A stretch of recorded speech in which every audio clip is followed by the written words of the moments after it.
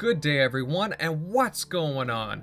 A giant warm welcome and thank you for tuning into my videos. I am Invader, avid content creator and TXR podcast member, and for this video I'm doing a second parter to a video I did last month called Don't Give Up, detailing some useful tips and advice for upstart content creators. I've gotten positive feedback from that video and I felt the need to do a follow-up to it as I had some more advice to pass along, because it's definitely not easy being an upstart content creator, and it's very easy just to give up. There's no clearly defined roadmaps to follow, but the truth is you must overcome your fears and continue down that set road. Eventually the fog will lift and your path will become in more plain sight. Perseverance can be tough, but it shows determination and following something right through to the very end. Now to start off this video, what's my first tip? Network. In a lot of ways this goes without saying, but develop friendships, do some networking, chat it up with people and start conversations. You'd be surprised where that can lead. Exchanging ideas is a great thing and you may learn a thing or two from these interactions, so don't be afraid to make friends.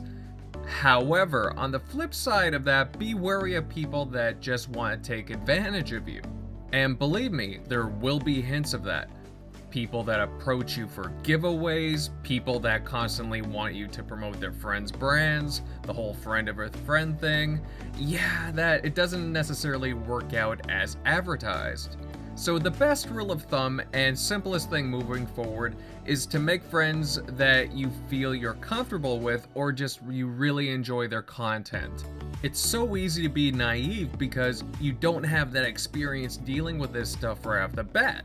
But then you learn from that experience and you become more skeptical. And hey, you know what? Being skeptical is way better than being naive, because at least when you're skeptical, you have an idea of what to expect, and that's key. Moving on, different things work for different people. One person may be better live, some have a gift for gab, let's say. Then I'd steer those towards more doing live streaming with their thoughts. Also consider experimenting with game streaming. So some Twitch, Mixer, DLive now has sprung up and has gained some traction since PewDiePie recently joined onto it. I guess he's been fed up with the way YouTube's been treating him. But what I'm trying to get across is that if you genuinely love playing games, then definitely consider streaming in a variety of platforms. I've had a lot of success with Twitch. It's pretty consistent in my opinion. Mixer, well, it's a decent alternative, but I'll admit I'm a bit mixed on it. I think there could be a lot more done with it. I personally had some issues exporting videos from there and so on. But yeah, definitely give some thought to game streaming, give it a shot. You can have a lot of fun with it and interact with all kinds of people in the chat. It's a good time. Now, other people do better with having something written down, some jotted notes and scripts, and just doing more prepared videos, and that's completely fine as well. As for myself, I do a bit of both, so I can definitely see both sides as useful. Just the important thing here is getting you across and the way that you want to be portrayed. Now moving further down the line, tag your videos properly. And this applies to both YouTube and BitChute. Well, more so YouTube as there's more space for tagging, but you have to make sure to put relevant tags in there. Think of what people will be searching for in relation to your videos. Put yourself in the viewer's perspective. If I was looking for this, what's the specific phrases I'd be searching for? What criteria? Because you don't want your videos to be lost in the shuffle. Remember, you're also competing with others who have similar ambitions. Do yourself a favor and just tag them properly. Next up, make a list of things that you want to accomplish. Whether that be reviews, opinions, streams, you get the drill. But put some kind of order to that. Prioritize the things that you want to experiment with and get that done. Organize things in a clear and concise manner. Jot them down on a notepad and just have explicit goals set that you want to reach. If you have ideas floating around in your head and it's all jumbled up, then you're going to have a bit of an issue starting out. Be clear with what you want to try and just take it from there, and then see what sticks afterwards. Another thing of note, and one that I find pretty important with regards to certain material you may cover, use your sources well. Cite your material. Put info down below. It's frustrating when people are doing commentary or opinion pieces on a piece of news or a leak and they just don't tell you where to find the source material. People will think you're making things up, trying to grab easy views, and then people become more skeptical of your content moving forward. Just don't do that. Make it easier on yourself and put info down below. Put your sources. So moving on to something that's exploded in popularity, podcasts. Now podcasts are good, but make sure that you have a good group of people that you can count on. Now don't get me wrong, it is a fun time and that's what you want it to be, but people can bail on you. Something comes up, life gets in the way, or hey, people just get cold feet. Then it puts you on the spot and more pressure for you to do the show. So yes, podcasts can definitely be fun, have a few laughs. It's a good place to experiment with live stuff. For some people, it's a bit off-putting being live, but hey, that's okay. Some people just don't do well in live environments.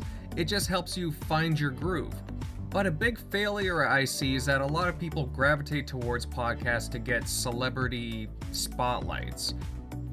And while exposure is a good thing, at the same time, it can get to some people's heads. Hey, there's nothing worse than having inflated egos talk for hours on end, right? And for the record, I love the show that I'm on, so don't be thinking that I'm hinting at anything, because the TXR podcast, it's a blast with Megatron and Southbound and Tim Dog. Great guys, such a fun group to be a part of. I'm always looking forward to talking games, rumors, news, whatever it may be, interviews and so on. Just a fun time all around. Moving on, and when you're making thumbnails, you're gonna want to use a photo editor. Thumbnails are key to advertising your videos and are often what draws visitors initially to your content. Put in the effort to make yours stand out. A lot of people won't necessarily have access to high-end software right off the bat, like Photoshop, but there are a bunch of really good, and keyword here, free photo editors. Starting off with GIMP. GIMP is a really well-known online photo editor. It has a lot of easy access features and a customizable layout. Pixlr is a site that I use often for my very own thumbnails. It's another free online photo editor with a desktop version as well. It's got a very simple user interface, but offers some options to really enhance your pictures. Now, there's all kinds of options out there. These are just a few. Take a browse and see which one really works for you. Now, something that all content creators should consider is getting a backup portable hard drive. When you're creating videos, you'll be using up a lot of space on your computer. As I'm sure gaming content creators are aware, gameplay videos take up a lot of space and you need a place to store it. Having gameplay videos is really handy, especially when you're creating a variety of content. But you're gonna need the space to store it. Thankfully, portable backup hard drives aren't that expensive. I've seen 1 terabyte Seagate hard drives for around $50. Even better, check for a sale. Plus, you have to be careful if your videos or channels get blacklisted over YouTube, get strikes, and so on. You'll want a backup spot to put your stuff in case you get censored for whatever that reason may be. Again, I highly suggest investing in one down the road. And for the gaming content creators out there, I definitely suggest picking up an Elgato capture card. They're fantastic for high quality video capture, and I do realize you can grab some DVR directly from the PlayStation or Xbox, but it's still a fantastic piece of equipment that I find useful for gameplay videos and such. I've got an Elgato HD60S and I use it pretty consistently. Now, warning, they are a bit pricey, but you can find some deals on Kijiji, Facebook, eBay, and so on. It's all about having the options. Another important factor to take into account is your name. Stand out from the crowd. Make your channel memorable. Choose something that fits you and defines you. that you think will help define your channel going forward. Develop your brand image. Initially, I had a friend do a mock-up for me, and then another friend, She-Wolf, as I'm sure a lot of people know in the community, did some cool artwork for me that I was quite appreciative for. Then I ended up approaching Jay Williams, the graphic god, to do some channel work for me. I gave him some ideas and examples and let him do his artistic thing. He did some mock-ups, and the rest, well, it really writes itself. I have the beautiful channel artwork that I have to this day gracing my channel. Definitely check out J-Dubs if you need channel work or custom gamer pictures done. The man does quality work, and I highly suggest you message him if you want some custom artwork done for your channel. I'll definitely leave a link below for him. Be brave, put content out there. You'll never know the satisfaction of creating if you don't do otherwise. Test your boundaries, explore yourself. Choose to step outside of your comfort zone and experiment. Otherwise, you'll never know true fulfillment. Accomplishing things that you never wouldn't do otherwise. Push yourself to strive, and in the end, be noble and be brave. Put in the work, and at least you can say, yeah, I did that, I created that. Otherwise, you'll never know the strides, the process, and in the end, being brave to accomplish your videos. The truth is, there's a lot of trials and tribulations with having your own channel. But that's a normal thing. Everybody goes through that stuff, even larger creators. It's a normal thing. And of course, life can always get in the way. Most people work steady jobs, and sometimes it just gets difficult finding the time or motivation to create. But you still have that yearning and that drive to get something out there and just do something, to post something. But that's why in the end you must have that determination, the fight for it, to continue on and producing content. Don't give up and persevere. Well, that's about it for this video, guys. I hope these tips from me help in some manner or form. Again, I'm not the biggest content creator out there, but I have some experience, and in the world of social media, it's easy to get lost in the dark void of drama and whatnot. If you happen to enjoy this video, then please leave a like and definitely comment and share this video out.